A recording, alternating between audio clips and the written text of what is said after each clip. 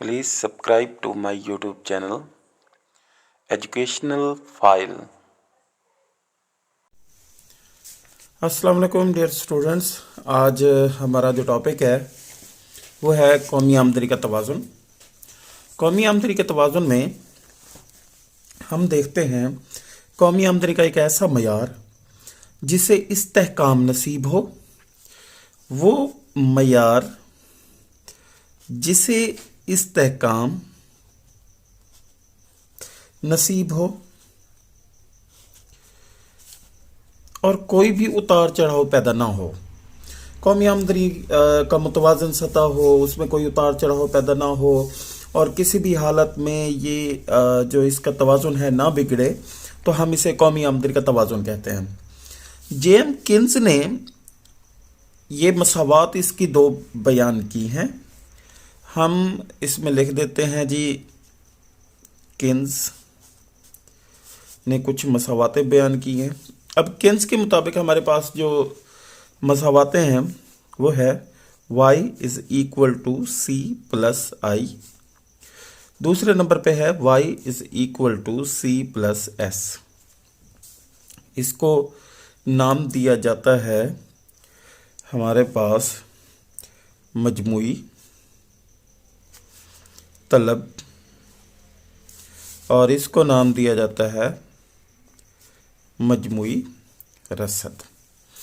असल वजह तो ये है कि हम जो चीज़ मालूम करना चाहते हैं वो है मजमूई तलब इज़ इक्वल टू मजमूई रसद। अब इसके लिए हम मजमूई तलब और मजमूई रसद, ये तो हमारे पास पहले नंबर पे आ गया। दूसरे नंबर पे हमारे पास सरमायाकारी बराबर है बचत के, यानी कि हमारे पास इस्तेहकाम के लिए दो चीज़ें होंगी। कौमी आमदनी के तवाज़ुन के लिए हमें दो चीज़ों को साबित करना पड़ेगा। पहले नंबर पे मजमूई तलब मजमूई रसद के बराबर होगी, दूसरे नंबर पे सरमायाकारी बचत के बराबर होगी।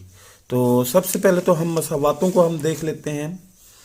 तो हम इधर लिख देते हैं जी, क्या पहली मसावात सी प्लस आई और दूसरी है y is equal to C plus S.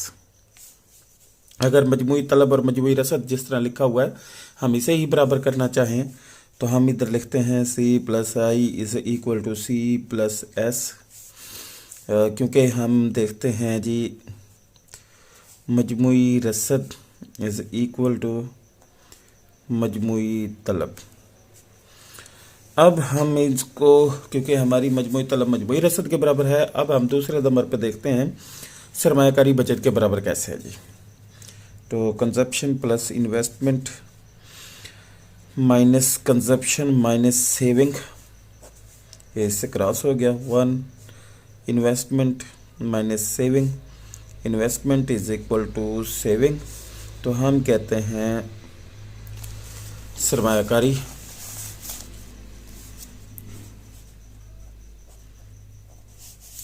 बराबर है हमारे पास बचत के।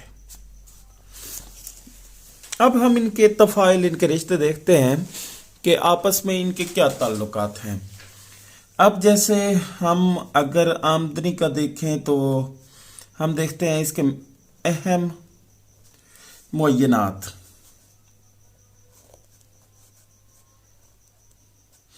अब मुअय्यनात हमारे पास कौन कौन से हैं? मुअय्यनात हम ये देखते हैं कि जी इसमें कौन कौन सी चीज़ों का जिक्र हुआ। अगर हम देखें तो पहले नंबर पे जो जिक्र हुआ ना वो है हमारे पास आई इन्वेस्टमेंट, जिसे हम सरमायाकारी कहेंगे। दूसरे नंबर पे सेविंग, जिसे हम बचत कहेंगे। तीसरे नंबर पे हमारे पास सी कंजप्शन, जिसे हम सरफे खर्च कहेंगे। ठीक है, इसी तरह फिर है हमारे पास, ये तीन चीज़ों का जिक्र किया गया है। तीन चीज़ों के जिक्र के बाद अगर हम एक और भी चीज़ इसमें देख लें तो वो है हमारे पास वाई, जो हमने आमदनी के तौर पे लिखा हुआ है। तो इन तमाम चीज़ों को इसमें डिस्कस किया गया है। अब हम देखते हैं इसके अहम मुअय्यनात, जिसमें पहले नंबर पे हम देखते हैं हमारे पास है जी आमदनी। अब इस आमदनी का किन चीज़ों के साथ ताल्लुक है? मैं कहता हूं जी सरफे खर्च। दूसरे नंबर पे, ये पहला नंबर हो गया। दूसरे नंबर पे मैं कहूँगा जी इसका बचत। तीसरे नंबर पे मैं कहूँगा जी सरमायाकारी।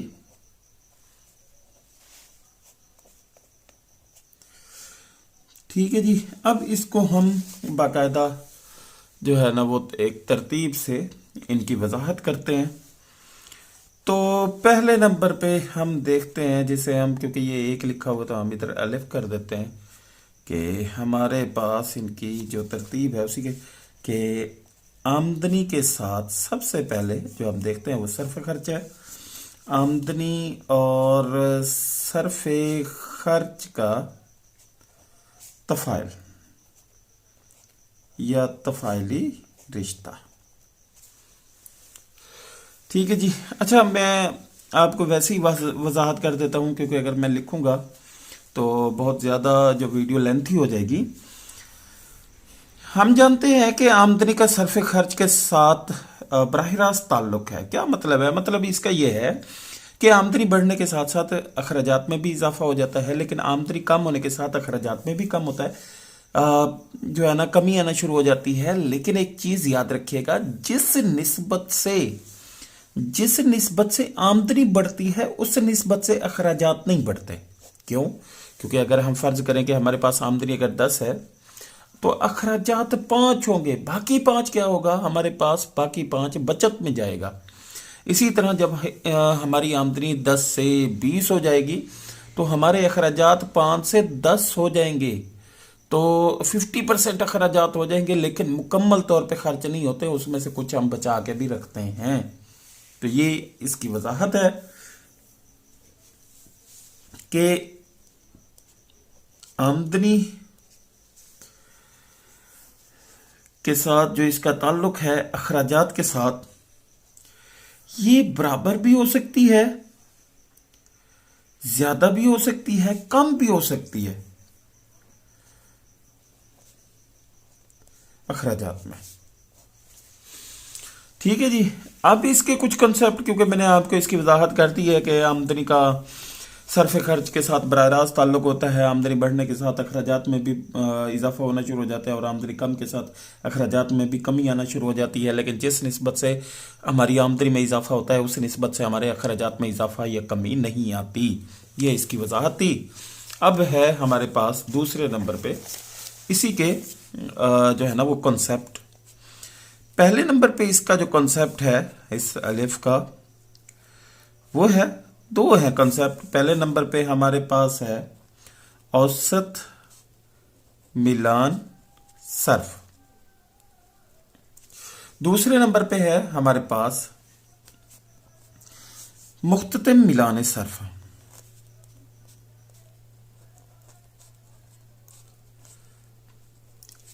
अब ये एक ही साथ हमने इसकी वजाहत करनी है, क्योंकि हमें पता है कि आमदनी का सरफे खर्च के साथ ताल्लुक है। तो औसत सरफे खर्च और मुख्ततिम मिलान सरफे खर्च, इन दोनों की हमने वजाहत करनी है। तो सबसे पहले तो हम देख लेते हैं कि जी हमारे पास जो है वो औसत मिलान सर्फ ये क्या है। तो औसत मिलान सर्फ हम देख लेते हैं भाई। सबसे पहले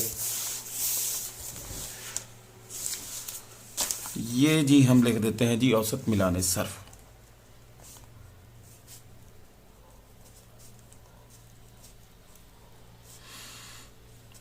औसत मिलान सर्फ में हम देखते हैं कि आमदनी और सरफे खर्च की बाहिमी निस्बत को औसत मिलान सर्फ कहते हैं। मैंने आपको फिर कह दिया कि इसकी डेफिनेशन में लिखने में टाइम लग जाएगा, तो मैं आपको वैसे ही इसकी वजाहत कर देता हूं कि आमदनी और सरफे खर्च के बाहिमी निस्बत को औसत मिलान सर्फ कहते हैं। ये आपको डेफिनेशन सुननी चाहिए जो मैंने आपको बता दी है। अब हम इसकी वजाहत के लिए सबसे पहले इसका फार्मूला लिखते हैं। औसत मिलान सर्फ। अब औसत मिलाने सर्फ का जो फार्मूला है वो है हमारे पास सर्फ तकसीम आमदनी, क्योंकि हमने डेफिनेशन में पढ़ा है कि सर्फ खर्च और आमदनी के बाहिमी निस्बत को औसत मिलाने सर्फ कहते हैं। अब एग्जांपल देख लेते हैं इसकी। हम लिखते हैं जी, मसलन एक शख्स की माहाना आमदनी है 5,000 रुपये जी। माहाना आमदनी है 5,000 रुपये, ठीक है जी। और उसका सर्फे खर्च है जी, सर्फे खर्च है उस बंदे का 4,000 रुपये। ये 4,000 भी हमने लिख दिया। तो इसका जब औसत मिलाने सर्फ मालूम करेंगे तो हम देखेंगे कि जी अखराजात कितने 4,000 है, तो हमने इधर लिख दिया कि ये हमारे पास है 4,000 और इसकी आमदनी कितना है 5,000 है। तो इसका जो औसत मिलाने सर्फ होगा वो कितना होगा जी, वो होगा हमारे पास 0.8, ठीक है। अब अगर हम आमदनी को एक समझें तो उस एक में से 0.8 सर्फ हो रहा है, ठीक है जी। अब दूसरे नंबर पे हम देखते हैं इसका मुख्तते मिलाने सर्फ।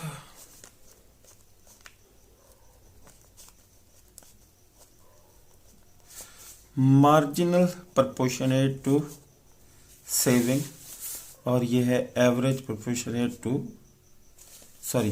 मार्जिनल प्रोपोर्शनेट टू कंजप्शन, क्योंकि सी है सर्फ तो ये एवरेज प्रोपोर्शनेट टू कंजप्शन के साथ लिखा जाएगा, ठीक है जी।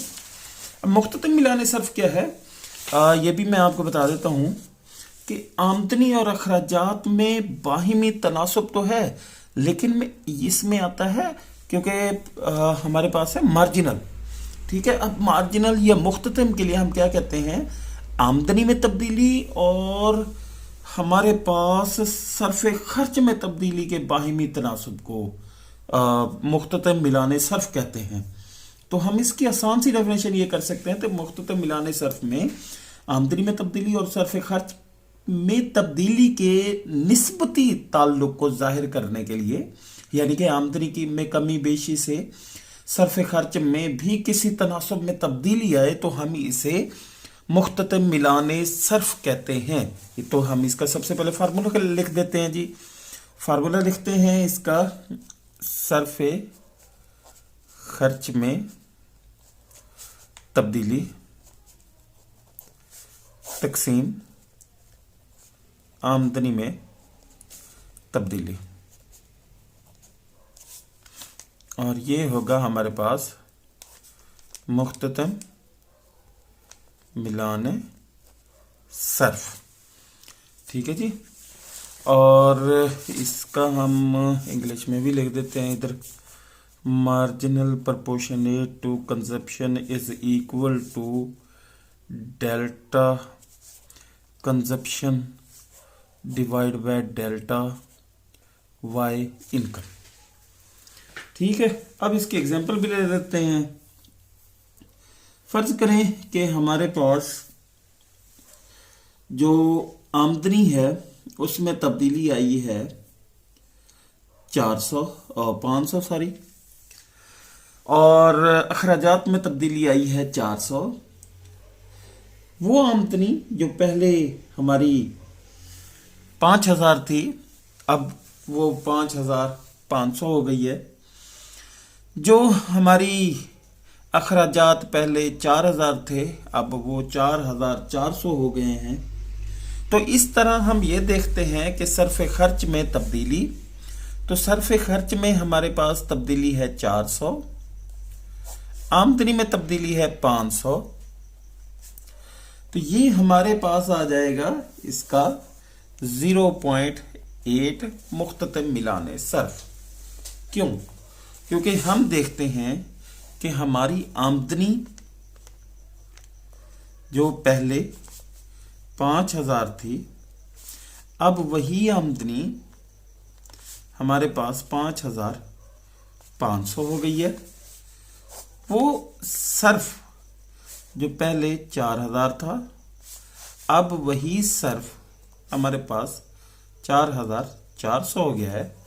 तो देख लें, इन दोनों के दरमियान जो फ़र्क है वो 400 है और इन दोनों के दरमियान जो फ़र्क है वो 500 है। आमदनी के दरमियान जो फ़र्क है वो 500 है, हमने उसका फ़र्क लिखा। अखराजात के दरमियान जो फ़र्क है वो 400 है, हमने 400 लिखा।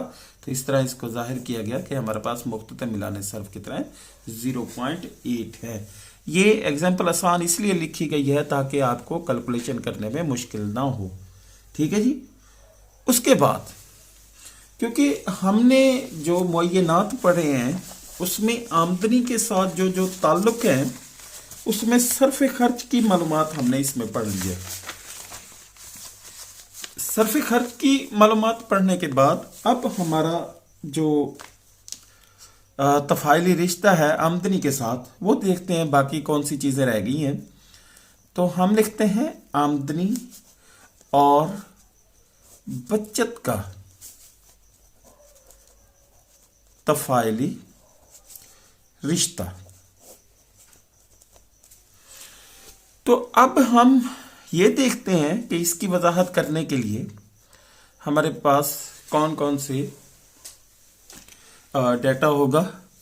तो उस डाटे में हम देखते हैं कि आमदनी में इजाफे के साथ हमारी बचत में भी इजाफा होना शुरू हो जाता है और आमदनी में कमी के साथ हमारी बचत में भी कमी आना शुरू हो जाती है। और हम इस मसावात से ये भी जाहिर कर सकते हैं कि आमदनी और बचत का जो रिश्ता है वो आपस में मुस्बत है या बराह रास्त इनका आपस में ताल्लुक है। लेकिन एक चीज़ वाज़ेह है कि आमदनी बचत के लिए हमें दो चीज़ों का होना लाजमी है, दो पॉइंट्स का होना लाजमी है, जिसमें पहले नंबर पे हम देखते हैं कि अगर एक शख्स के पास बचत करने का इरादा है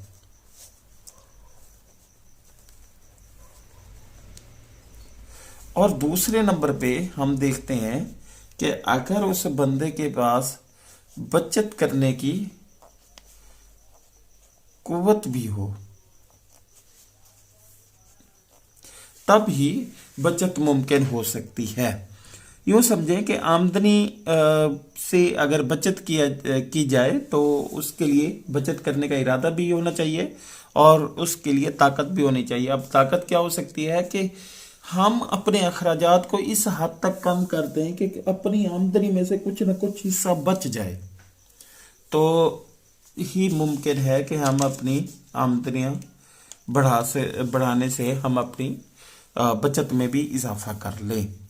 अब इसके भी वही दो कॉन्सेप्ट हैं। पहले नंबर पे हमारे पास जो कॉन्सेप्ट है वो है औसत मिलान बचत, जिसे हम कहते हैं एवरेज प्रोपोर्शनेट टू सेविंग। तो इसमें हम ये कहते हैं कि बचत और आमदनी के बाहिमी निस्बत ली जाती है। बचत की एक ख़ास शरह ली जाती है, इसी तरह हम कह सकते हैं कि आमदनी की भी एक ख़ास शरह ली जाती है। बचत और आमदनी में एक ख़ास निस्बत से जो शरह ली जाती है उसे हम औसत मिलान बचत कहते हैं। अब इसका मकसद क्या है कि एक आमदनी में से कितना हमें बचत हुई, उस बचत को लिखने के लिए हम देखते हैं कि हमारे पास इसका फार्मूला क्या है। तो हम देखते हैं भाई, बचत तकसीम आमदनी, इसका फार्मूला है जी हमारे पास औसत मिलान बचत का। अब फर्ज करें कि एक शख्स की जो आमदनी है, एक शख्स की आमदनी है 5,000 और उसका सर्फे खर्च वो है 4,000। तो इसका मतलब है कि हमारे पास इसकी बचत होगी 1,000 रुपये। क्यों? क्योंकि 5,000 हमारे पास आमदनी है, 4,000 खर्च हो गए, बाकी 1,000 बच गया। जो बच गया वो हमारी बचत कहलाएगा। तो अब हम इसे अपने फार्मूले में लिख देते हैं कि जी हमारे पास 1000 रुपये बच गया है, ठीक है, और हमारी 5000 आमदनी थी। तो हम देखते हैं कि हमारे पास जो औसत मिलान बचत है वो 0.2 है, ठीक है। ये 0.2 मैंने इधर लिख भी दिया है। इसे अगर आपस में डिवाइड करें तो 0.2 बचता है। लेकिन एक चीज़ याद रखिएगा, अगर हम इधर आमदनी को 1 भी डिक्लेयर कर दें और उस 1 में से हम निकालें सर्फ, ये हम अगर उसमें से सर्फ निकालें तो वो 0.8 बनता है। बचत निकालें तो वो हमारे पास 0.2 बनती है। तो हम देखते हैं कि y is equal to C plus S, ये हमारे पास y is equal to C plus S। अगर इसी तरह अगर इसे 1 डिक्लेयर कर दें इज इक्वल टू कंजप्शन हमारे पास 0.8 बन जाए और सेविंग हमारे पास आ जाए 0.2, तो ये 1 के बराबर होगा। जिस तरह मैं आपको पहले भी बता रहा हूं कि जी हमारे पास जो आमदनी है वो 1 के बराबर है भाई, कि 1 के बराबर है। इसी वजह से अगर इसमें से हम इन दोनों को जमा भी कर दें, इन दोनों को हम अगर जमा भी कर दें तो हमारा 1 के बराबर यानी कि हमारी आमदनी के बराबर रहेगा, ठीक है जी। अब हम इसमें मुख्ततम मिलान बचत देखते हैं।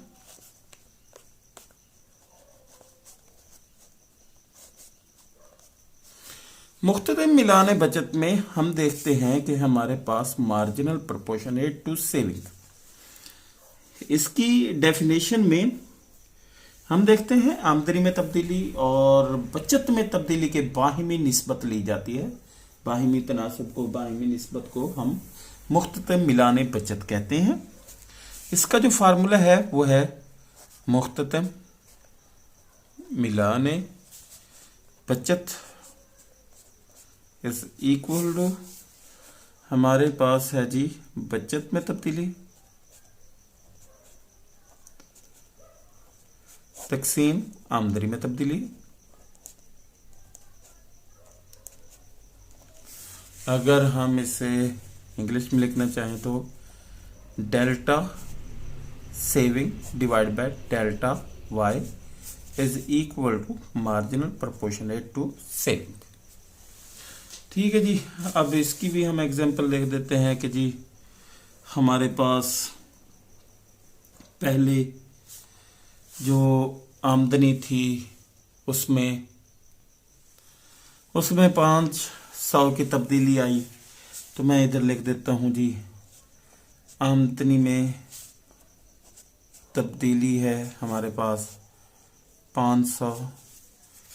इसके अलावा बचत में फ़र्ज़ करें कि तब्दीली है हमारे पास 100, और अगर यही फार्मूले में लिखना चाहें तो हम लिखते हैं कि जी मुख्ततम मिलाने बचत, तो बचत में हमारे पास तब्दीली है 100, आमदनी में तब्दीली है 500, तो इस तरह हमारे पास बच जाएगी जी 0.2 मुख्ततम मिलाने बचत। इसी तरह हम देखते हैं कि हमारे पास जो आखिरी इसका कॉन्सेप्ट था वो है आमदनी और सरमायाकारी। आमदनी और सरमायाकारी में हम देखते हैं कि आमदनी में से बहुत सी रकम बचाई जाती हैं और सरमायाकारी में इस्तेमाल होती है। लेकिन ये याद रखिएगा, सरमायाकारी में इजाफा या सरमायाकारी से मुराद हकीकी असासों में इजाफा है, यानी कि नए कारखाने कायम करना, सन्नत और तिजारत, इमारत तामीर करना, नई सड़कें बनाना, रेलवे लाइन, डैम, बिजली घर बनाना वगैरह। तो सरमायाकारी में ये तमाम चीज़ें शामिल हैं। हम ये भी कह सकते हैं कि हकीकी कौमी आमदनी में इजाफा या हकीकी असासों में इजाफा सरमायाकारी कहलाता है। तो हम इसका जो फंक्शन है हम वो भी लिख सकते हैं, y is equal to function of I, यानी कि इन्वेस्टमेंट। ठीक है जी। जैसा कि हमने देखा कि कौमी आमदनी के तवाज़ुन को मालूम करने के हमारे पास दो तरीके हैं। तो उनमें सबसे पहला हमने पहले डिस्कस किया मजमूई तलब और मजमूई रसद जो आपस में बराबर होती हैं, और दूसरे नंबर पे बचत बराबर है सरमायाकारी के। तो अभी हम पहला इसका मेथड मालूम करते हैं। पहला जो तरीका है उसके ज़रिए से, पहला है हमारे पास मजमूई तलब इज इक्वल टू मजमूई रसद। पहले हम इसको समझ लेते हैं कि हमारे पास मजमूई तलब और मजमूई रसद में क्या ऐसा तरीक़ाकार है कि हम इसे अपना सकते हैं। तो इसके लिए हम सबसे पहले टेबल बनाते हैं, उसके बाद हम इसका ग्राफ बनाते हैं। तो इसकी वजाहत के लिए हमें पता है कि aggregate demand is equal to aggregate supply. Aggregate demand is equal to aggregate supply के लिए सबसे पहला काम है हमारे पास गोशवारा। इसकी वजाहत के लिए मैं आपको बता देता हूँ कि इसमें हम क्या लिख सकते हैं। इसमें हम लिख सकते हैं कि हम जानते हैं कि किसी भी मुल्क के लोगों के अपनी आमदनी का कुछ हिस्सा तो ज़रूरत ज़िंदगी पर खर्च किया जाता है और कुछ हिस्सा बचत की जाती है, उसे खर्च नहीं किया जाता, बल्कि उसे सरमायाकारी या बचत के हिसाब से अपने कारोबार में लगाया जाता है, जिसे हम ज़्यादातर सरमायाकारी कहते हैं, जहाँ पर मुल्क की कुल कौमी आमदनी, कुल खर्च और इसके अलावा बचत आपस में बराबर होते हैं। ठीक है जी। तो सबसे पहले हम टेबल बना लेते हैं। तो टेबल के लिए पहला है हमारे पास आमदनी, ये इधर लिख देता हूँ जी, गोशवारा। तो पहला है हमारे पास आमदनी है। दूसरे नंबर पे मेरे पास है सर्फ या सर्फ खर्च। तीसरे नंबर पे मेरे पास है बचत। चौथे नंबर पे है मेरे पास सरमायाकारी।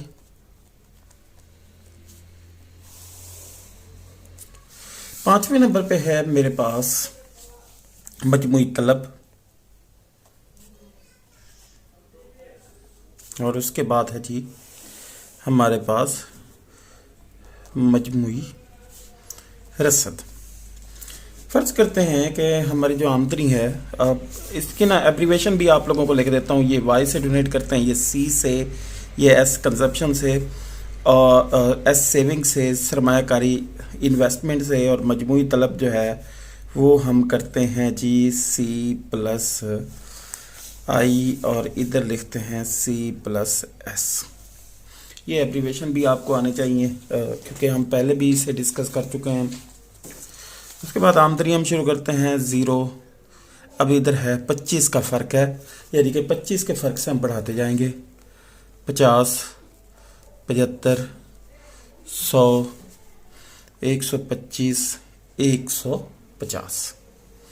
उसके बाद है हमारे पास खर्च है। फ़र्ज करें कि हमारा खर्च है 10 से शुरू होता है और 20 के फ़र्क से हम इजाफा करते जाएंगे।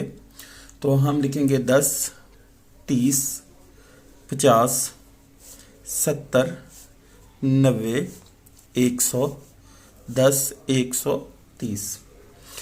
अब है सेविंग। हमें एक चीज़ मालूम है कि सेविंग क्या है। हम ये लिखते हैं कि y equal to C plus S. तो हमने ये देखा कि क्या इसमें से बचा हुआ है, हमने अपनी आमदनी में से जो खर्च किया है। अब आमदनी हमारी ज़ीरो है, खर्च हमारे पास 10 है, इसका मतलब है हमने कहाँ से उठाया है, हमने बचत से उठाया है। आमदनी हमारी 25 है और खर्च हमारा 30 है, और हमने कहाँ से उठाया, इसे बचत से उठाया जी 5। आमदनी और खर्च आपस में बराबर हैं, तो इसका मतलब यहाँ से ज़ीरो उठाया, और इधर फिर 5, 10, 15 और 20। ठीक है। इन्वेस्टमेंट सरमायाकारी हमारे पास 10 है और लास्ट तक 10 ही रहती है। तो ये जी 10, 10, 10, इसमें हमने कोई तब्दीली नहीं लानी। और इधर भी हमने 10 लिख दिया। मजमुई तलब मजमुई रसद है। अब ये देखिएगा कि हमारे पास कंजप्शन है, उसके बाद हमारे पास नेक्स्ट जो स्टेज है, अब ये कंजप्शन है, इन्वेस्टमेंट है, तो हम इधर देखते हैं ये कंजप्शन है, ये इन्वेस्टमेंट है, ये आपस में प्लस प्लस करते जाएंगे। तो इधर आएगा हमारे पास ये दोनों 20, 40, 60, 80, 100, 120, 140। अब हम जब इसे देखते हैं तो हमें पता चलता है कि जी इसमें हमारे पास है दो चीज़ें, कंजप्शन, अब कंजप्शन है और दूसरे नंबर पे हमारे पास सेविंग है। तो ये कंजप्शन है, ये सेविंग है, आपस में एक दूसरे से मनफी हो गया, तो इधर 0 आ गया। 25 ये और कंजप्शन प्लस बचत, तो ये आ गया हमारे पास 50। ये आ गया हमारे पास कंजप्शन प्लस सेविंग, 75, 100, 125, 150। ये हमारे पास इसका गोशवारा है जो हमने अभी बनाया है जी। उसके बाद अब इसकी वजाहत भी मैं आप लोगों को बता देता हूँ। वजाहत के लिए हम जानते हैं कि हमारे पास आमदनी, और इसी टेबल को आपने डिस्कस करना है तो आप उसे कर सकते हैं। हम इस टेबल में देखते हैं कि कहाँ पे हमारी मजमूई तलब और मजमूई रसद आपस में बराबर है। अब ये हमारे पास है मजमूई तलब और मजमूई रसद, तो ये वाला बॉक्स है हमारे पास, मजमूई तलब भी हमारे पास 100 है और मजमूई रसद भी हमारे पास 100 ही है। तो ये हमारे पास ग्राफ में इस टेबल में दिखाया गया है कि जहाँ पे हमारी मजमूई तलब और मजमूई रसद आपस में बराबर हो। और आमदनी पे दूसरे नंबर पे हम देखते हैं कि हमारी जो सरमायाकारी है वो हमारी बचत के बराबर है। तो ये भी हमारी कौमी आमदनी के तवाज़ुन का दूसरा हिस्सा है। और इधर से हम जो अभी डिस्कस कर रहे हैं वो मजमूई तलब इज इक्वल टू मजमूई रसद है, ये हमने टेबल में दिखा दिया कि जी आपस में बराबर हैं। उसके बाद हम बनाते हैं इसका ग्राफ। अब ग्राफ के लिए आसान सा तरीकाकार ये है कि आप ग्राफ में वजाहत करें, जैसा मैं आपको दिखा रहा हूँ। इधर एक साइड पे हम y लिखेंगे और दूसरी साइड पे हम x लिखेंगे, ये हमने बना दिया। अब इस साइड पे हमारे पास है जी सरफे खर्च, सरमायाकारी, ठीक है जी। और ये y साइड है, ये हमारे पास x साइड है। उसके बाद ये हमारे पास 0 है और इधर हम लिख देते हैं कौमी आमदनी, ठीक है जी। अब अगर हम इस टेबल को देखें ना तो आप देखें कि आमदनी 0 से स्टार्ट हो रही है और मजमूई रसद भी हमारी 0 से स्टार्ट हो रही है। आमदनी हमारी 50 पे एंड हो रही है और मजमूई रसद भी हमारी 50 पे एंड हो रही है, 150 पे। तो हम इसका ये 0 का बना देते हैं जी, ये इस तरह से ये हमने बना दिया जी। अब इसे हमने लिखा मजमूई रसद, तो ये बन गया C+S या मजमूई रसद का खत, ठीक है। अब आप इसे कोई भी एक नाम दे सकते हैं, इसे OH। अब इसकी वजाहत के लिए हम कह सकते हैं कि Y हमारे पास सरफ़ खर्च और सरमायाकारी को ज़ाहिर करता है, जबकि कौमी आमदनी के लिए OX ज़ाहिर करता है। इसी तरह हम जो है वो मजमूई तलब के लिए हम लिखते हैं कि जी O, और इधर मैं लिख देता हूँ जी H लिख देता हूँ, ठीक है। ये मैं लिख देता हूँ OCS का जो ख़त है वो हमारे पास मजमूई तलब को ज़ाहिर करता है, ठीक है। इसके बाद फिर हम दूसरा ख़त बनाते हैं। अब दूसरे खत के लिए हम एक चीज देखते हैं कि ये हमारा 0 से स्टार्ट हुआ था, हमने इसे बना दिया। दूसरे नंबर पे हम बनाना चाहते हैं मजमुई तलब का, क्योंकि हम ये मजमुई तलब और मजमुई रसद आपस में बराबर दिखाना चाहते हैं। तो अब दूसरा जो हमारा खत है वो मजमुई तलब और मजमुई रसद का है। तो मजमुई तलब और मजमुई रसद जो है वो 20 से स्टार्ट हो रहा है।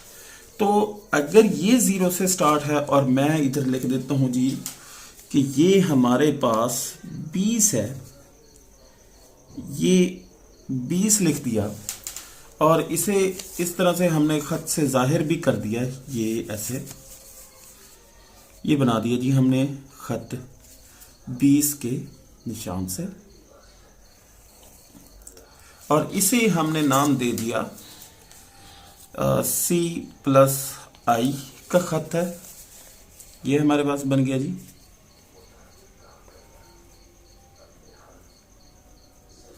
ठीक है, और फिर हम अब बनाते हैं सर्फ का खर्च, क्योंकि हमने सर्फ भी लिखा हुआ है। तो अब सर्फ का खर्च बनाते हैं कि सर्फ के खर्च में हमने जो है वो कहाँ से शुरू करना है। अब सर्फ अगर देखें ना, जो हमारा खर्च है वो 10 से शुरू हो रहा है। अगर इनका दरमियान निकाला जाए ना तो ये हमारे पास है सर्फ के लिए यूं दरमियान में रख देते हैं इसको, ये इस तरह से जी। ये आपको दोबारा दिखा देता हूँ, इस तरह से ये वाला खत मैं बना रहा हूँ। ये बना दिया जी मैंने कंजप्शन का या सर्फ का खर्च। ठीक है जी।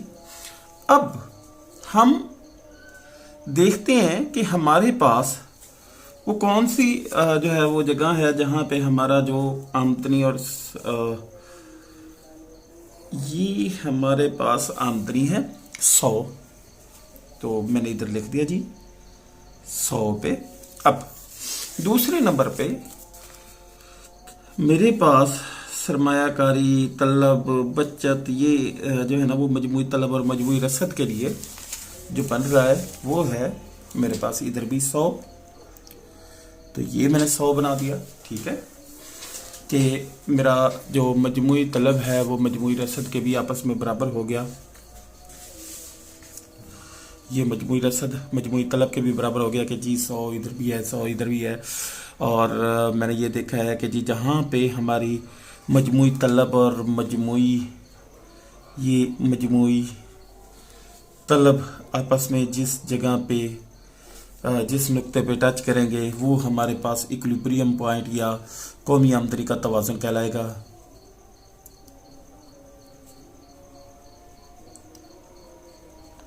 ठीक है जी। अब ये हमारे पास सी की लाइन थी तो और सी 10 से स्टार्ट हो रही थी। ठीक है, अब हम इसको जितना मर्जी आए बढ़ाना चाहें। अब ये एक पोजीशन आ सकती है कि जिसमें हमारे पास कौमी आमदनी पे अगर हम देखते हैं कि हमारे पास जो मजमूई तलब वो ज़्यादा है और मजमूई रसद कम है। इसी तरह जब हम दूसरी इसकी पोजीशन निकालते हैं तो हमें पता चलता है कि जी इसकी मजमूई रसद ज़्यादा है जबकि मजमूई तलब कम है। तो ये भी निशान लगा देते हैं जी, इसका भी हम ये इस तरह से। ठीक है जी। अब इसका हम दूसरा मेथड पढ़ते हैं, वो करते हैं जी। हमारे पास है बचत बराबर है सरमायाकारी के। ये हमारे पास दूसरा मेथड है। मैं इसी पेज पे बनाना चाहूँगा ताकि आपको आसानी से समझ आए, क्योंकि अगर इसका ग्राफ हम किसी दूसरे पेज पे बनाते हैं तो फिर हमें दोबारा टेबल देखना पड़ेगा। इसलिए क्योंकि हमने इधर बनाया ना, जैसे मजमूई तलब और मजमूई रसद के लिए हमने ये ग्राफ बनाया, इसी तरह हम बचत और सरमायाकारी के लिए इस चीज़ को जाहिर करने के लिए, यानी कि इधर भी 10 है, बचत भी 10 है और सरमायाकारी भी 10 है, इसको भी हम देखने के लिए हम ये वाला ग्राफ बनाएंगे। तो इस ग्राफ में हम देखेंगे कि हमारे पास एक साइड पे वही जो हम पहले बना चुके हैं कि पहले नंबर पे हमारे पास है जी कौमी आमदनी। इस तरह बना लेते हैं जी हम। उसके बाद हम बना देते हैं इन 0। अब बचत या सरमायाकारी के लिए हम देखते हैं कि हमारे पास ये है आमदनी का, ठीक है, ये हमारे पास आमदनी का है और ये साइड हमारे पास बचत और सरमायाकारी की है, ठीक है जी। अब इसी ग्राफ को अगर हम गौर से देखें ना तो हम देखते हैं हमारी बचत जो है माइनस से स्टार्ट हो रही है, यानी कि 0। ये अगर हम इसको 0 भी डिक्लेयर कर दें, ये अगर हमारे पास 0 भी हो तो इससे नीचे हमारे पास होगा। अब हम जब ये देखते हैं कि हमारी बचत जो है -10 है, -5 है, फिर सिफर है, तो हम उससे यूं इधर से नीचे से ले जाते हैं, क्योंकि अगर ये ऊपर वाले देखा जाए ना तो ये जी 5 है, ये 10 है, ये 15 है, ठीक है, और ये हमारे पास 20 है। तो इसी तरह ये हमारे पास -5 और -10 बन जाएगा जी, ये -10 बन जाएगा, ठीक है। तो -10 के लिए हम इधर से इसे ले जाते हैं जी, ये वाला ग्राफ जी, इस तरह से हम इसे ऊपर की तरफ ले जाते हैं, ये हमारे पास आ गया। अब ये जो खत है हमारे पास है किस चीज़ का है जी, ये हमारे पास खत है बचत का, ये हमारे पास -5, -10 और 0, 5, ये हमारे पास है सेविंग का खत है, ठीक है। अब हम दूसरे नंबर पे जब देखते हैं कि हमारे पास जो सरमायाकारी है वो 10 के हिसाब से है, तो हम इधर 10 का कॉलम देख लेते हैं, ये वाला 10 का कॉलम है हमारे पास, ठीक है जी। ये 10 का, ये है हमारे पास सरमायाकारी, और ये है हमारे पास हमने पहले ही सेविंग से डोनेट किया हुआ है बचत, और ये है हमारे पास। अब जिस जगह पे ये आपस में एक दूसरे को जिस नुक्ते पे टच किया इन्होंने, तो ये इक्विलिब्रियम पॉइंट है, ठीक है। और इससे पहले अगर हम देखें तो हमारे पास बचत कम है, सरमायाकारी ज़्यादा है, ठीक है। और इससे आगे देखें तो ये वो पोजीशन है जहाँ पे हमारे पास बचत ज़्यादा है और सरमायाकारी कम है, ठीक है जी। तो इस तरह से आप इसकी वजाहत कर सकते हैं और उम्मीद है कि आप लोगों को समझ भी आ गई होगी। ये हमारे पास मजमूई तलब और मजमूई रसद का हमने इसका टेबल बनाया, उसके बाद हमने इसके ग्राफ बनाया। दूसरे नंबर पे हमने हाँ एक चीज़ और है कि इधर हम फिर बताते हैं कि ये हमारे पास है 100 हमारी आमदनी है और उसी 100 पे हमारी जो बचत है वो भी 10 है, सरमायाकारी भी 10 है। ये बचत है जहाँ पे टच हो रही है 10 है और सरमायाकारी भी 10 है। और इसी को अगर हम टेबल पे देखें तो हमें ये नज़र आता है कि जी हमारे पास बचत भी आपस में सरमायाकारी के बराबर है। तो इन दो ग्राफ्स की मदद से हम इसकी वजाहत भी कर सकते हैं।